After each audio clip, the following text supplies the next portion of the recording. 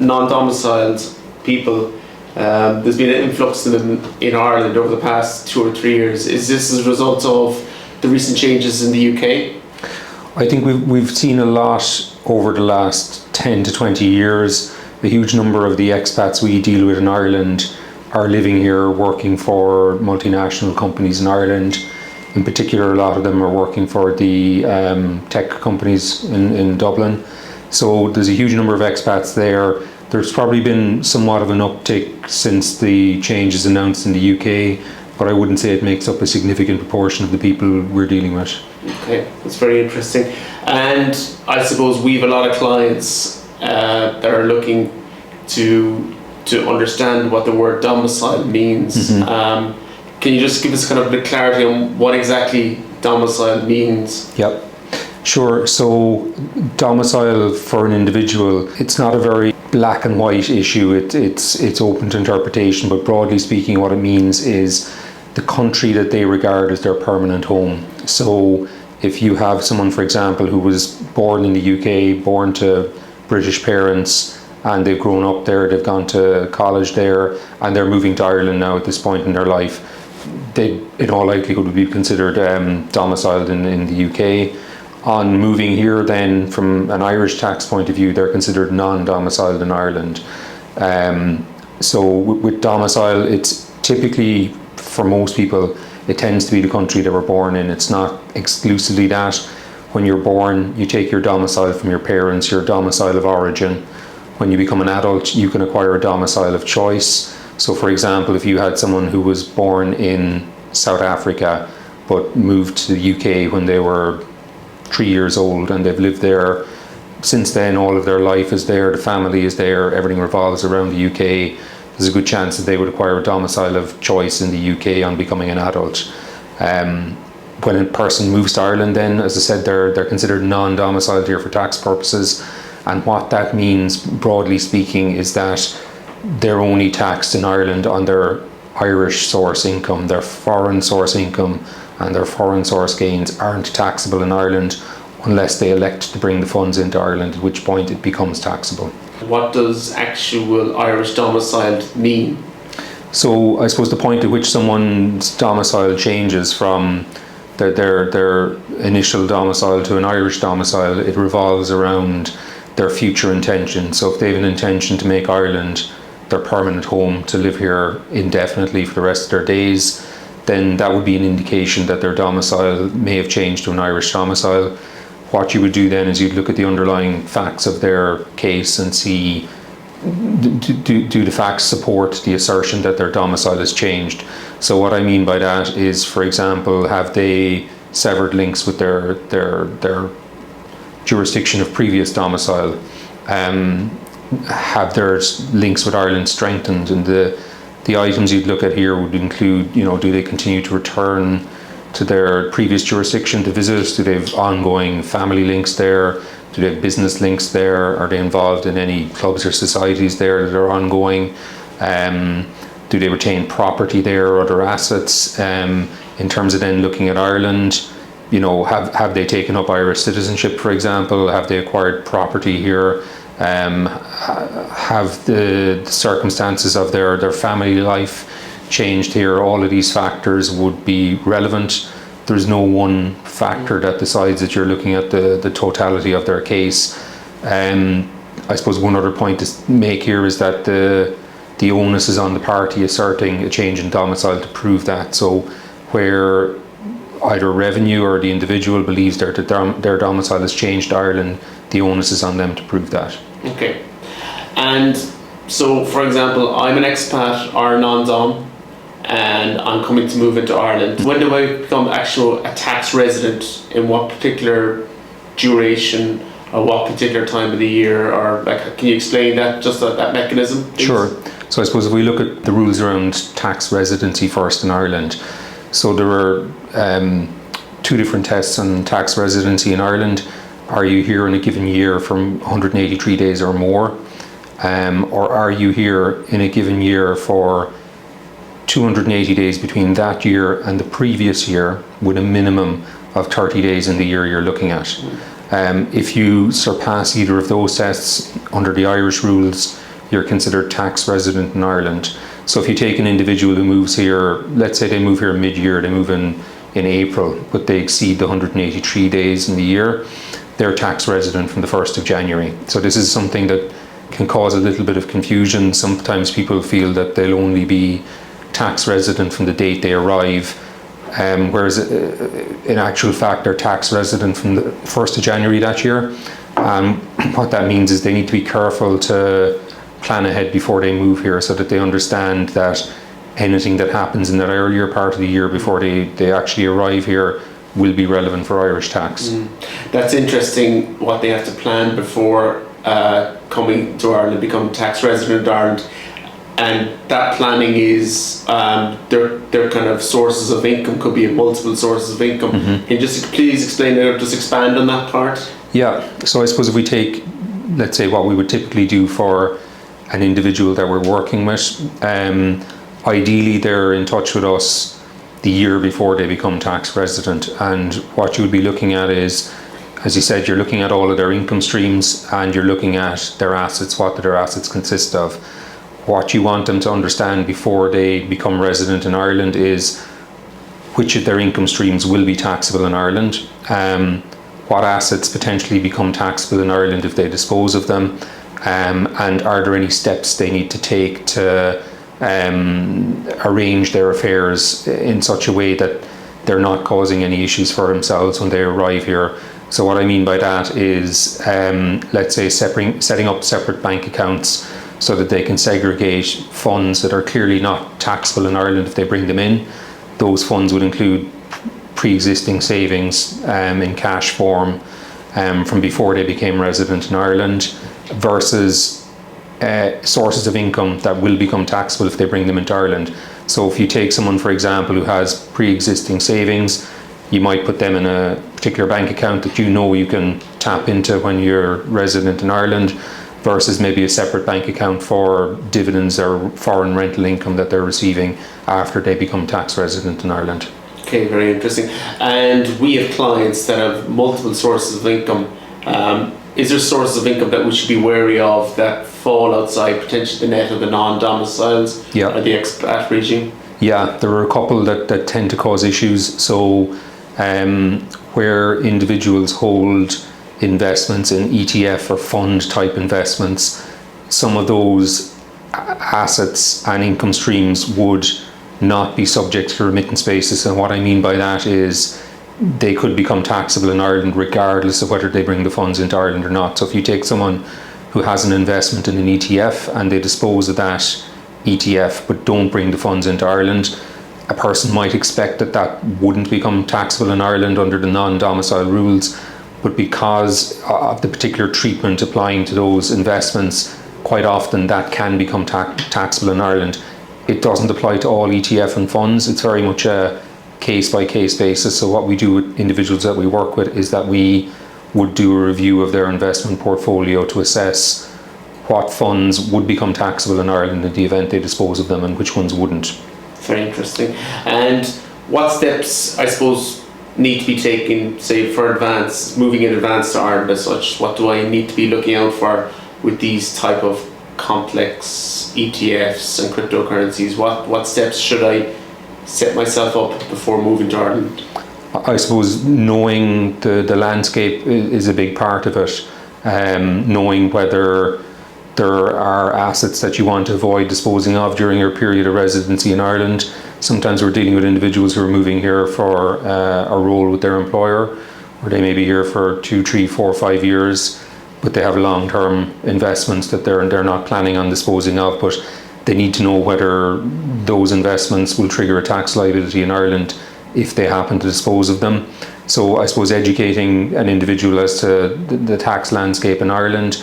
The segregation of bank accounts is an important one, so that you have a pot of money that you can dip into if you need to fund the individual's life in Ireland while they're living here, and then a separate pot of funds that they know if they dip into that, they can, but it's going to trigger a tax liability in Ireland. You mentioned cryptocurrency there as well. That's one we get a number of questions on.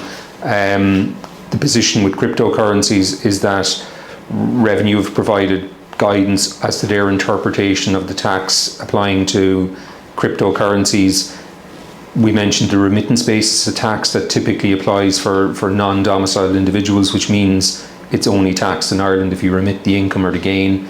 With cryptocurrencies, the question I suppose that arises is where is that gain coming from, in the sense that if you dispose of a property in the US, it's clearly a US source gain.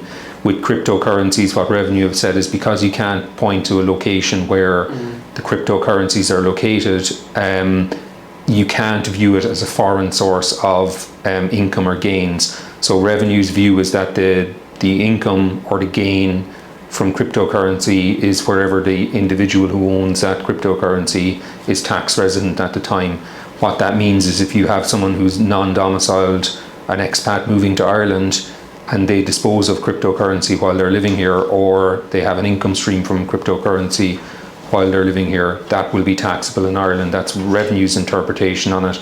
We haven't seen it tested yet in terms of any cases taken against that, but I suppose there's a certain logic to Revenue's view on it. That's very interesting. How will the employment of these expat people be taxed? So I suppose one of the things that crops up quite often is share-based payments, so RSUs and share options. I suppose maybe taking one step back from that, so when the individual becomes tax resident, as we said, they're tax resident for all of the year in which they become resident. Now there is a thing called split year treatment, and what that says is that if you're becoming resident here with the intention of being resident in the following year, for your employment income only, you're only considered to become tax resident from the date you take up an employment here, or the date you arrive here, I should say. So for an individual, let's say moving in April, let's say from the UK, taking up an employment here, their UK employment income up to April is excluded from being taxed in Ireland, and their Irish source employment income from April onwards for the remainder of the year is taxable in Ireland. They generally get a full year of tax credits, full year of tax cut-off points. So in year one, when you move mid-year, typically your tax is lower than it will be in subsequent years. Going back to the share-based payments, the position depends on a number of factors. Revenue's view is that share options are taxed over the vesting period of the share options. So for example, if you had someone who moved to Ireland after 2 years of a vesting period with 1 year remaining, then you would time apportion 1/3 taxable in Ireland, 2/3 not taxable in Ireland. With RSUs, it's different. You're taxed based on the jurisdiction you're resident in when the RSUs vest. So if those RSUs vest, even if it was a 3-year vesting period, and you're a resident in Ireland for one of those years, if you're a resident here in the year in which they vest, those RSUs are taxable in Ireland. There's one other thing to say here, I suppose, is that employers in Ireland will generally have an obligation to deduct tax on share-based payments, both RSUs and share options, since the start of this year. So they will generally have to tax the full amount. It may be that an individual isn't taxable on the full amount, but the employer has an obligation through payroll to tax the full amount.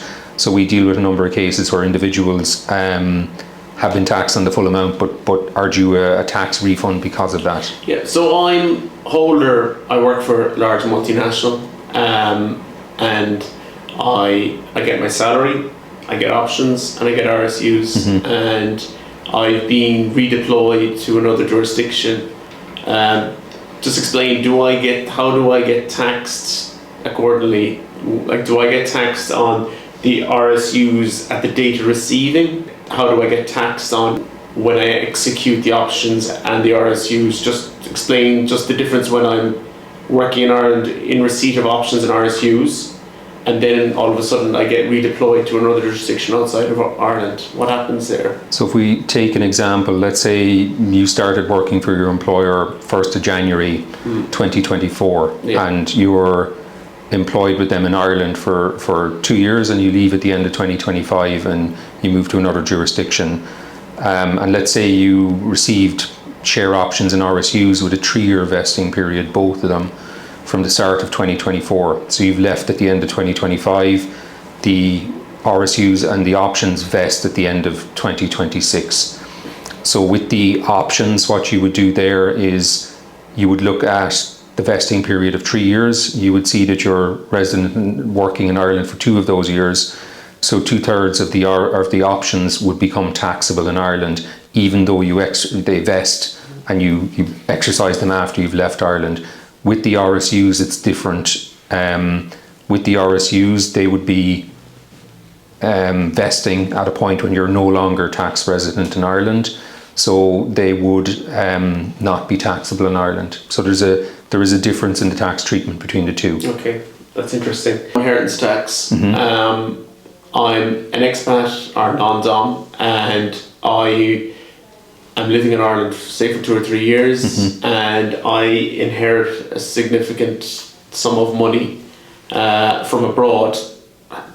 Can you just go through that scenario first? Yep. And then we'll probably go on to I'm non-domiciled expat here, and I pass away while in resident in Ireland. Okay, maybe just go through those 2 examples. Okay, so if we take a step back and just look at what type of an inheritance would typically be taxable in Ireland. So there are 3 trigger points for an inheritance becoming taxable in Ireland. It's where it's an Irish source asset. So let's say someone has a house in Ireland, where the person, the deceased, died tax resident in Ireland, or where the beneficiary is tax resident in Ireland. So if you take your example of, let's say you've got an expat who's moved here and they're here for 2 or 3 years here at this stage, and they receive a significant inheritance from abroad. Ordinarily, an individual would be taxable on that inheritance here in Ireland, but because they're considered non-domiciled, for the purposes of inheritance tax, they are not considered tax resident in Ireland until they've been tax resident here for 5 consecutive years. So if you take someone who's here for 3 years and they receive that inheritance, and that inheritance is coming from an individual abroad and none of the assets are Irish source assets, let's say it's all sitting in a bank account abroad, then that inheritance isn't taxable in Ireland.